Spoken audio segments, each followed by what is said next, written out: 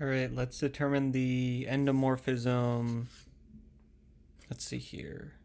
Yeah, the endomorphism ring on Q. So, wait, no. This is Q with plus. So, this is just the group.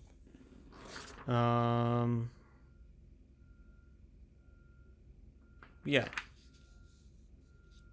So let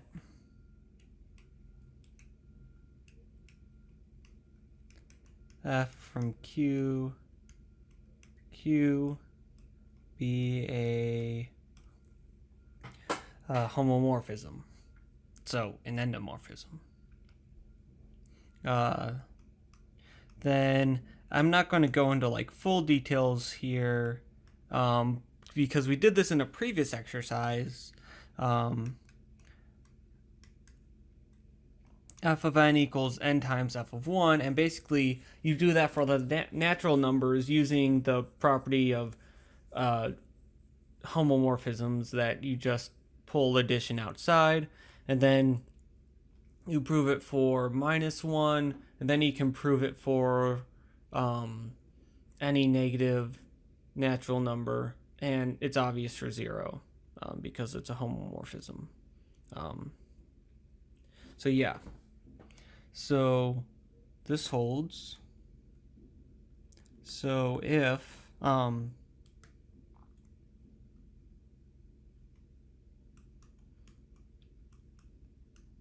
we have p and q integers 2 and q is non-zero,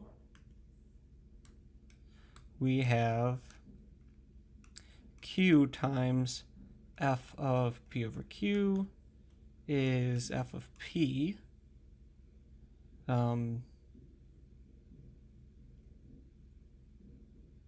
Yeah, it's because you just right, p is an integer, so you just bring it inside. And so then, but we know f of p is p f of 1. And so f of p over q equals p over q times f1. And thus, f is uniquely determined by f of 1. So we have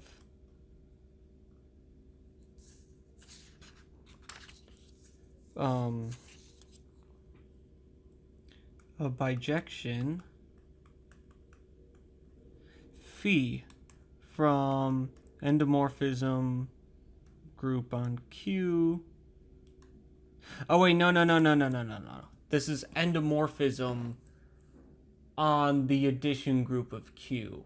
And so because so this is an endomorphism ring, because the endomorphisms consist of you have the normal addition, but then you also have composition as your multiplication. That's right. So even though Q here is not considered, I mean, Q can be a ring if you use the normal multiplication on it, but we're considering the endomorphisms of the group Q with addition, and this endomorphism,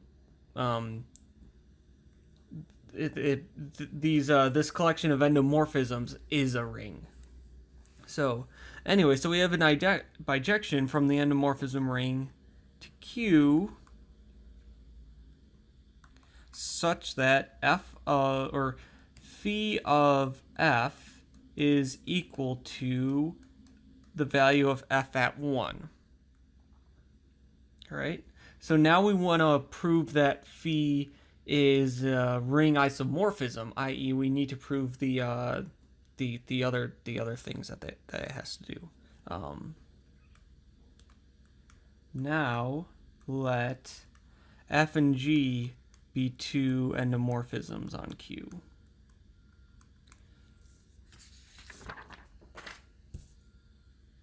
Then let's see here, we got to do phi of f plus g.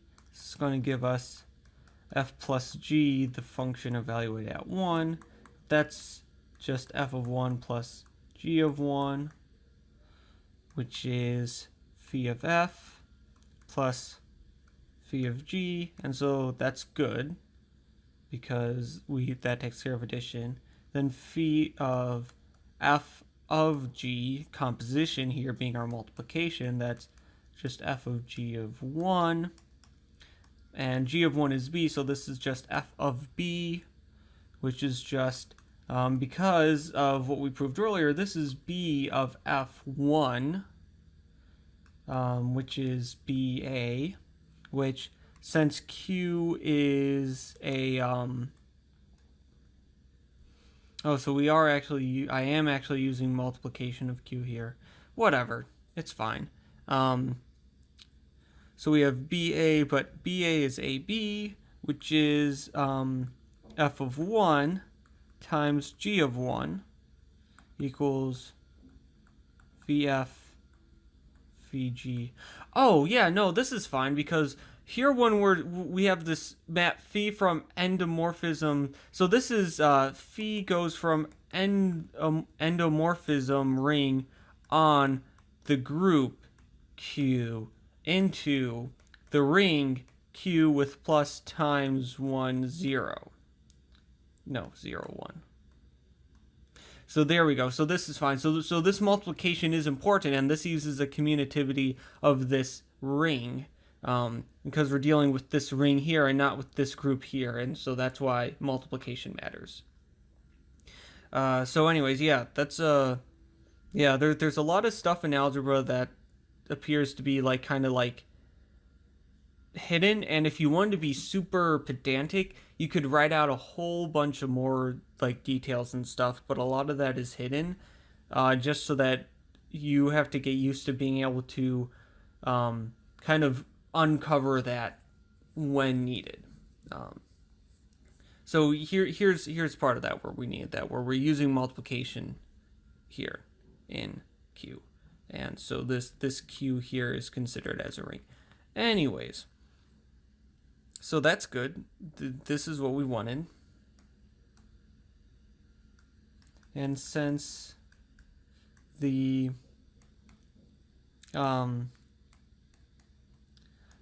element 1 in the endomorphism ring is the identity map,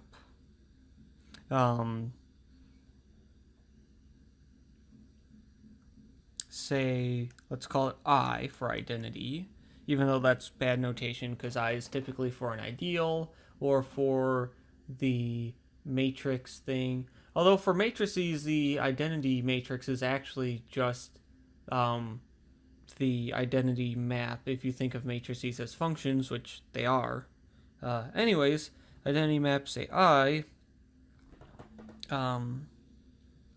So phi of I is just I of 1. And where does the identity map send 1? It sends 1 to 1.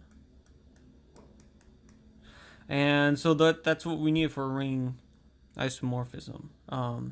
This last thing, though, I think it might be superfluous because we're mapping into a field. But whatever, let's not worry about that. I know there are exercises in the past where I include that thing about homomorphisms or homomorphisms sending 1 to 1, which is not needed if you have inverses, but this is fine.